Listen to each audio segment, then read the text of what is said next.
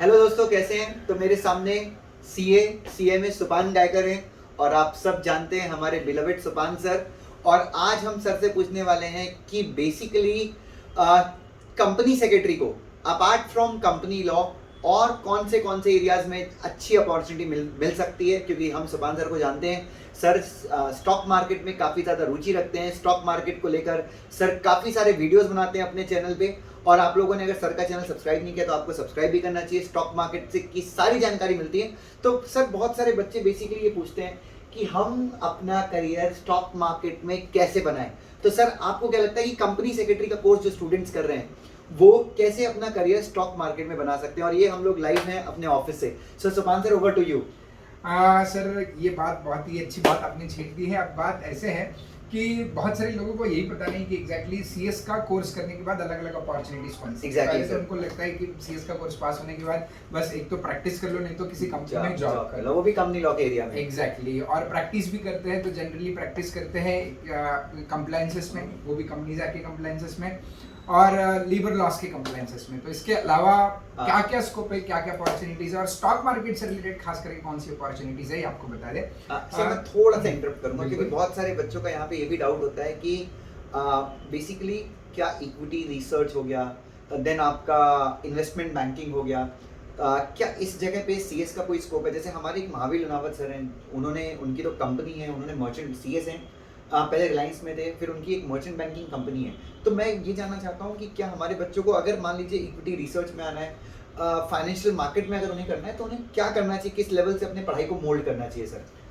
Sir, जहाँ तक CS course की बात है, कोर्स इस प्रकार से फ्रेम किया गया है कि उनको ऑलराउंड नॉलेज दिया गया है। जैसे कि अब किसी भी कंपनी का या शेयर्स का हो, अगर आपको वैल्यूएशन करना है या उसके बारे में अगर आपको अच्छे से जानकारी प्राप्त करनी है, तो सबसे इम्पोर्टेंट होता है आपको अकाउंट्स के बारे में नॉलेज होना, फाइनेंशियल मैनेजमेंट के बारे में नॉलेज होना, टैक्सेशन के बारे में नॉलेज होना, as well as applicable laws के बारे में नॉलेज होना, क्योंकि हर एक चीज़ का कंपनी के ऊपर और कंपनी के वैल्यूएशन के ऊपर इम्पैक्ट होता है। तो जहाँ तक हम सीए कोर्स की बात करें तो सीए कोर्स में सबसे ज़्यादा जो नॉलेज दिया जाता है वो टैक्सेशन का, फाइनेंशियल मैनेजमेंट का नॉलेज दिया जाता है और अकाउंटिंग का नॉलेज दिया जाता है।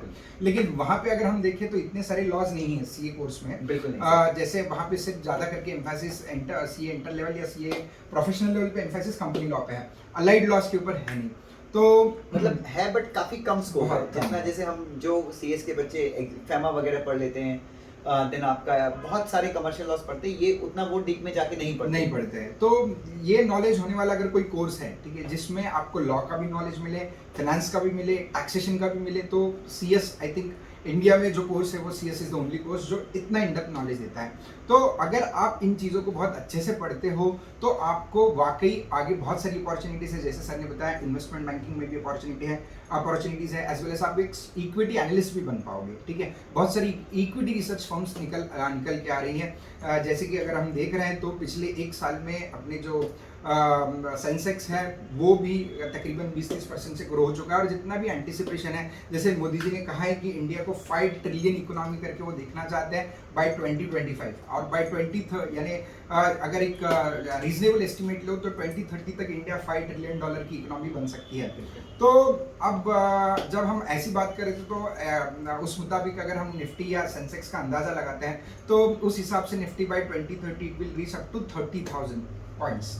तो अभी चल रहा है निफ्टी 16,000 पॉइंट्स पे। अगर हम निफ्टी को 30,000 पॉइंट्स पे देखने की मंशा रखते हैं तो इसका मतलब there is a large scope for those experts who are having knowledge of all this laws. Okay, इसका मतलब कि चाहे आप सीए हैं, सीएस हैं, तो या जैसे आप सीए हैं तो बेसिकली आप फाइनेंस में कर सकते हैं, सीएस है तो आपको थोड़ा बहुत फाइनेंस तो आता है, बट आपको एक लॉ का भी वैल्यू एडिशन है जो आपको कॉर्पोरेट्स में मदद करेगा। सो सर, मान लीजिए सीएस फाइनल क्लियर हो गया है और मेरी आर्टिकलशिप खत्म नहीं हुई, बट मैं चाहता हूँ कि यार एज अ सीएस मुझे अपना करियर इसमें बनाना है, स्टॉक मार्केट में।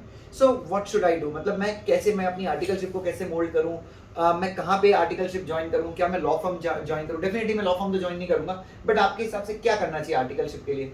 आर्टिकलशिप के लिए सर बहुत सारी ऐसी भी फर्म्स है जिसमें, यानी कंपनी सेक्रेटरीज की भी इनफैक्ट फर्म्स है जिसमें वैल्यूएशन का या कॉर्पोरेट रिस्ट्रक्चरिंग का काम किया जाता है। तो अगर ऐसे फर्म्स में अगर वो जाके प्रैक्टिस कर लेते हैं जहाँ पे वैल्यूएशन का या कॉर्पोरेट रिस्ट्रक्चरिंग का काम चलता है, तो वहाँ पे वो सीख पाएंगे कि कौन से पैरामीटर्स होते हैं जिसके बेसिस पे वैल्यूएशन इन्वेस्टर्स इन्वेस्ट करते हैं। Yes, exactly. Apart from that अपने स्टॉक एक्सचेंजेस के भी कई सारे कोर्सेज हैं जो साइमल्टेनियसली वो परस्यू कर सकते हैं। यानी आर्टिकलशिप के साथ ही वो 2-3 महीने के मॉड्यूल्स होते हैं, वो आप सेल्फ स्टडी के बेसिस पे, सेल्फ स्टडी इनफैक्ट वो तो आपने उससे ज़्यादा हम लोगों ने पढ़ा हुआ है। हाँ, सिक्योरिटीज में पढ़ा है आपने, एज वेल एज आप फाइनेंशियल मैनेजमेंट के भी कई सारे फार्मूलाज एग्जीक्यूटिव में पढ़ लेते हो, अकाउंट्स का अच्छा खासा नॉलेज आ जाता है, रेशियोज का आपको नॉलेज आ जाता है, तो उसके बेसिस पे they can easily clear those modules and they can have a very good knowledge as well as resume में एक वैल्यू एडिशन आ जाएगा। वैल्यू एडिशन हो जाएगा। तो सर मतलब मेरे हिसाब से अगर मुझे अपना करियर इक्विटी रिसर्च में बनाना है तो ठीक है, मेरा एक कंप्लाइंस का फील्ड है, वो तो मेरा तगड़ा है। तो सर आप मतलब मेरे हिसाब से जो बच्चे स्पेशली इक्विटी में जाना चाहते हैं, बिकॉज अभी स्टॉक मार्केट सबको अट्रैक्ट कर रहा है कि भाई यहाँ पे सबसे ज्यादा पैसे बन रहे हैं, तो मेरे हिसाब से मतलब हम लोग आर्टिकलशिप के लिए क्या हम लोग स्टॉक ब्रोकर की फर्म ज्वाइन करें, जैसे मोतीलाल ओसवाल हो गया, एडलवाइस हो गया, मर्चेंट बैंकर्स के यहाँ पे ज्वाइन करें? वो भी बहुत बढ़िया रहेगा सर। वो भी जैसे कि अभी आपने बात छेड़ी दी है, तो हर्षद मेहता की सीरीज जिन्होंने देखी है, तो उन्होंने एक डायलॉग उसमें यूज किया था कि स्टॉक मार्केट का कुआं इतना बड़ा कुआं है कि वो पूरे देश की पैसों की भूख मीट कर सकता है। यस, बिल्कुल। तो अगर इस बात को अगर हम इंटरप्रेट करें तो आपका जो आने वाले समय में एटलीस्ट फॉर अ डिकेड और 2, ठीक है, जो सबसे ग्रोइंग फील्ड होगा वो यही फील्ड होगा, और इस फील्ड में कई सारे क्वालिफाइड प्रोफेशनल्स की, नॉलेजेबल प्रोफेशनल्स की ज़रूरत है, जो जिसमें बहुत बड़ा वैक्यूम है।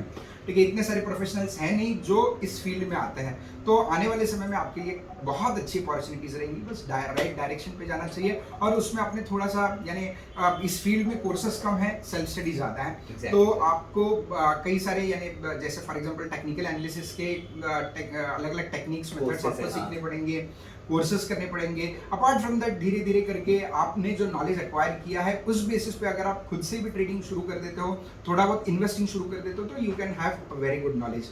कोई भी चीज़ लाइफ में देख के सीखने के बदले अगर खुद एक्सपीरियंस करके सीखते हो तो ज़्यादा इफेक्टिवली सीख पाते हो। मतलब देख के मत सीखो, करके सीखो। Yes, very true. चलिए बच्चों, thank you so much sir, thank you so much सुभान सर कि आप आए और बच्चों को गाइड किया। I hope you will find this video very useful. Love you so much, God bless you. और अगर स्टॉक मार्केट के बारे में आपको और कुछ जानना है तो सर का चैनल है, आप वो भी सब्सक्राइब कर सकते हैं। Thank you so much. Thank you, bye bye.